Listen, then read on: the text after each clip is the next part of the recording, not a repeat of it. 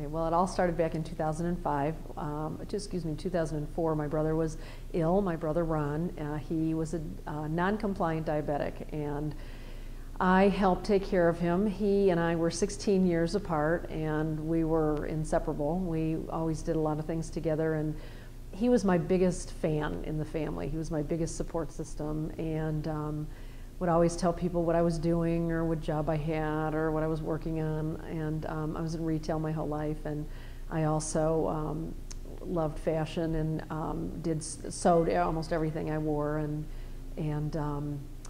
he, when he got ill, I felt compelled to help take care of him. His girlfriend had just broken up with him, and he was a little depressed through that, but he was also very ill. And he went into the hospital on May 3rd in emergency from his diabetes, and he lived with my mother, and he took care of my mother. And my mother had congestive heart failure, and my mother went into the hospital in emergency the next day, March 4th of 2004. So this began the journey of the caregiving that I would do. While these two were ill, my husband had multiple myeloma, and he was diagnosed in 2001. So he had been in treatment with chemo, and he had been on and off, back and forth to the Cleveland Clinic, getting different treatments for his multiple myeloma. My son at the time was 7 years old, and he's the only son that I have. And so I was a mom, I was a caregiver, I was working full-time, actually, as a director for Mary Kay Cosmetics. I left my full-time job in retail because I was traveling so much, and my husband basically said, "You're never home, you know, do you think that maybe you could get a job that would, you know, keep you here?" And I had been doing Mary Kay for a while, so I thought I would pursue that, and I did, and I became a director while he was going through treatment, and it enabled me to have enough money coming in through my unit of 30 to 50 women that I had at different periods of time, and be able to take care of him, and what I didn't know, take care of everyone else. And I really feel that God had put this in my life, you know, so many years ago in order to come up to this moment where I quit my retail job and started to caregive for the next 7 years. Well, long story short, my brother passed away exactly a year later, May 6th of 2005, and between you know, taking care of my son intermittently, my husband running back and forth to the Taussig Center, my mother, who was at Marymount Hospital, and then my mother-in-law had fallen and broken her hip, and she was hospitalized at Parma for a while, and my father-in-law wasn't feeling well.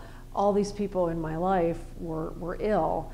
And after my brother passed away, it was very exhausting, and I ended up with chronic bronchitis and horrible asthma. And it was to the point where I was going to my regular internist, and he gave me so many medications for my asthma and bronchitis, and it just wasn't going away. So he sent me to another doctor, a specialist, and that specialist gave me even more medication. So I was on 8 prescription drugs, many of which were steroids. I was on prednisone, Advair, inhaler, Singular, I mean, you name it, I was on it. And I couldn't sleep at night. I couldn't lay down flat because I couldn't breathe. So for 2 months, I was sleeping in a chair, in the recliner, with my feet, you know, slightly elevated because I couldn't lay any farther back, and then I wouldn't sleep but maybe 2 hours a night, and then during the daytime I was on all this medicine and I was just bouncing off of walls.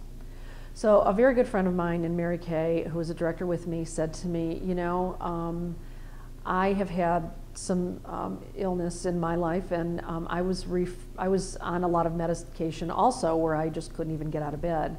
And a friend of mine who sees this doctor, Keith Jordan, up at the Optimum Wellness Center in Lakewood, really helped her. And when I went, it extremely helped me, and I think you should try this alternative medicine, or alternate method.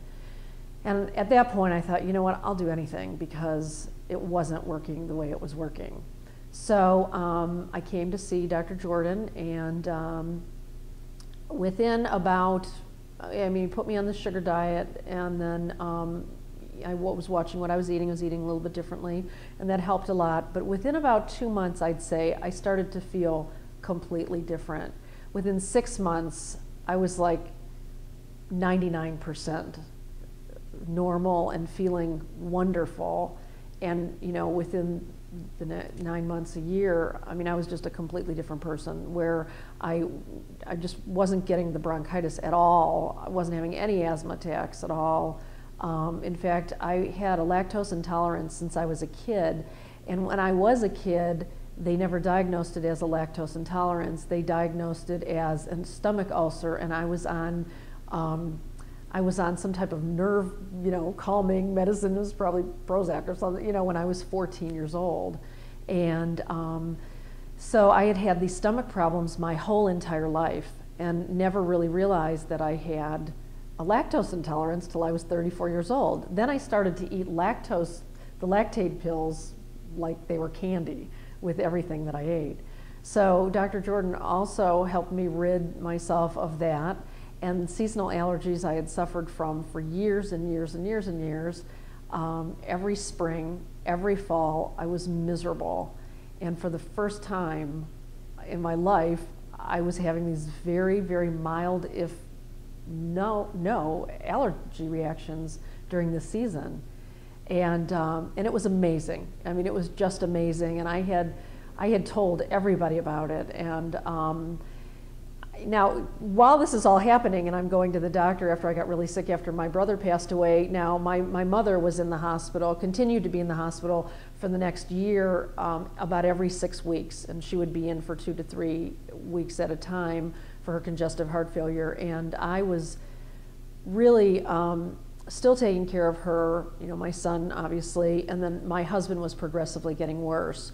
So my mom ended up passing away in 2006, a year after my brother, and then my husband in February of 2007, multiple myeloma, they try to keep the cancer away from the spine because it feeds on your bone marrow in order to live. So most of your bone marrow is in your spine. And I started to notice my husband's back looked like a relief map, and here it was these tumors that were congregating around the spine. And he actually ended up going paralyzed one day and went into emergency surgery in April of 2007. And they had to decompress the spine, and fortunately he was able to walk again. So we spent the whole summer of 2007 of him learning how to walk, first with a walker and in a wheelchair, and then a walker, and then a cane. And then in October of 2007, he was sitting in our living room and couldn't feel his legs, then again went paralyzed. Ran to the hospital at 5 p.m. By 9 p.m. they told us he needs to have surgery, just like he did back in April. And at midnight he had his second emergency surgery, and the doctor basically said, you can't go through this anymore. So he came home the day before Thanksgiving 2007 and passed away in January of 2008. 10 days later, my father-in-law passed away. So that was the end of that. And meanwhile, after all these deaths, I had reoccurringly got sick again. I'd have a setback, and as I had continued to come to see Dr. Jordan, he would get me back on track, and he was maintaining my adrenal gland, my adrenal system, because it was obviously very compromised, and I was pretty burned out. So it was about May of '08. It was about 4 months after my husband passed away, and we were sitting in an appointment, and Dr. Jordan said, so, what are you going to do for the rest of your life? I said, I don't know. You know, I've been a retailer for 34 years, and, you know, retail is going to take me away from my son nights and weekends, and I just really don't know what I'm going to do. And he said it again. He said, what are you going to do for the rest of your life? Now, he asked me this question 4 times. And I said, hey, that's why I'm here. You tell me, I don't know what I'm supposed to do. And he said, no, tell me, what are you going to do for the rest of your life? As if he knew there was something, and there was. Back when my brother was ill in 2004, I had created a makeshift shirt for him with a zipper in the arm because he was cold in his dialysis treatment. And I thought, how can I help him? How can I fix this for him? I know how to sew, you know, this is what I do. There has to be some way to fix this through a garment. So I made this makeshift garment for him, and I threw it at him, and I said, here, try this and see how it works. Just put it on, it's fleece, you'll stay warm, unzip the arm, connect to your port, and you will, you know, you won't have to get undressed and be cold. So the next time I came in, my brother said to me, you're gonna be a millionaire. This is the most tremendous shirt that anybody has ever seen in here. Every patient wants one, you have to make more. And all the nurses are just floored by this, like they love this. You have to make more of these. And for the next year before he died, he begged me and begged me and begged me to make these outfits and bring them in for patients to buy. And I remember getting very angry at him one day, and I said, Ron, I am so tired from taking care of my husband and my son and you. I'm here every day. And, you know, our mother, because my brother used to live with her and take care of her, now I was taking care of her. And I said, I just can't do it, I can't. And the weekend my brother died, he said, you have to make these, remember, you have to make these outfits. You're gonna be a millionaire, he kept telling me. So I told Dr. Jordan about this, and he said, what are you doing this afternoon? And I said, nothing, why? And he said, I want you to go home and start it. And the next time you come to see me, I want you to show me how far you've gotten. So I was like, okay. So now I had to become accountable to Dr. Jordan, right? So I literally went home that afternoon, literally, and I went upstairs in my closet and I dug out all the pieces, parts of what I had started when I created this thing for my brother. And although I didn't have the original shirt, it got lost somewhere in the nursing home, I did start to put a logo together. I gave the company a name, Ronwear, and named after my brother. And I took my brother's handwriting as the script, and like the Eddie Bauer logo, you know, my Ronwear is in my brother's handwriting. I had a graphic designer piece it together. And I had somebody locally make a makeshift sample for me. I designed and sketched what I thought would work. I had to modify the shirt, and I made a pant to go with it, and I went to a dialysis nurse and a cancer nurse, and I sat down and I said, what works, what doesn't work, what do you need, what don't you need? And finalized the design, made the pattern, and had somebody make it for me. So I came back to Dr. Jordan several months later, and I said, well, here it is, our first prototype of Ronwear. And he was the one that really nudged me to get this started and to get this company going. So long story short, from that day in May 2008 to present, God just sent people in my path. I mean, I truly believe that this was a mission for my life, because I always wanted to be a designer when I was a kid, always, and I went into fashion merchandising instead. Went into the stores. As a kid, I made every single thing I wore. My first job was at Sears and Roebuck at 16. Never wanted to go into that store, but I did. Something just told me to go in. And at the bottom of the application, it said hobbies, and I said sewing. And she said, well, we can't hire you because you're 16. And I thought, good, because I don't want to work here. And I walked away, and she said, wait a minute. She said, it says that you sew. She said, the sewing instructor just asked me 15 minutes ago for an assistant instructor, would you be interested in teaching sewing? Well, you might as well have given me the winning lottery ticket, because, you know, yeah, that's what I would have loved to do. So I went home, I brought back all these clothes that I made, and I showed it to the instructor, and she hired me immediately, and I worked for her for 2 years, and I taught sewing instruction, beginning and intermediate sewing, and it launched my career in sewing. And then I bought fabrics for the May Company, and then I was a fabric department manager at Joseph Horn Company, and then I went into retail in ladies' clothing and management.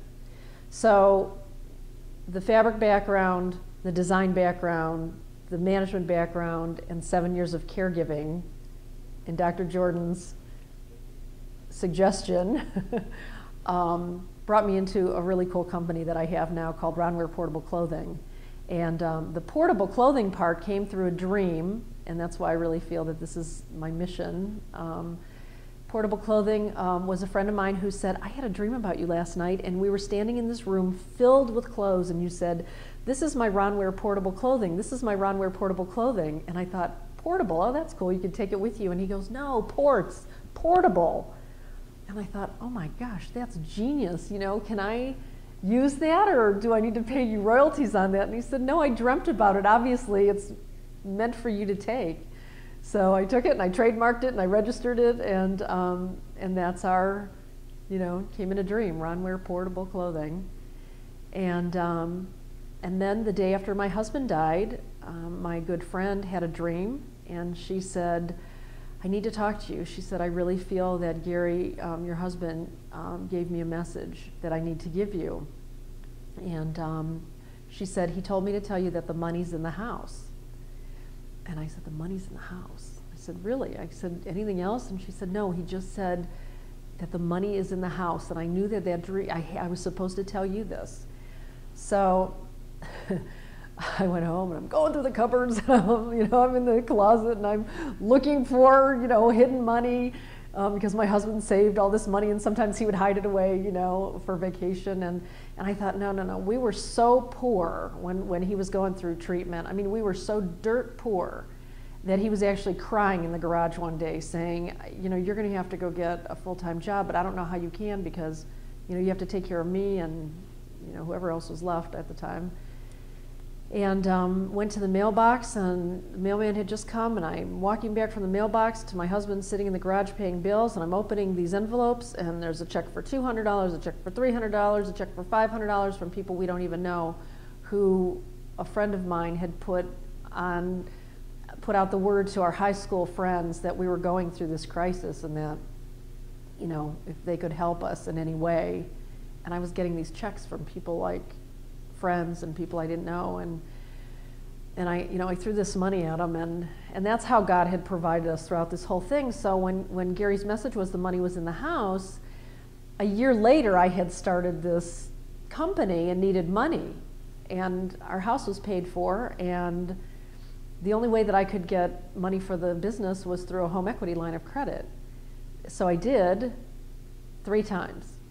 And the way this came about was the second banker said to me, I called up and I said, how's that line of credit coming? I need to know, we're kind of running out of money.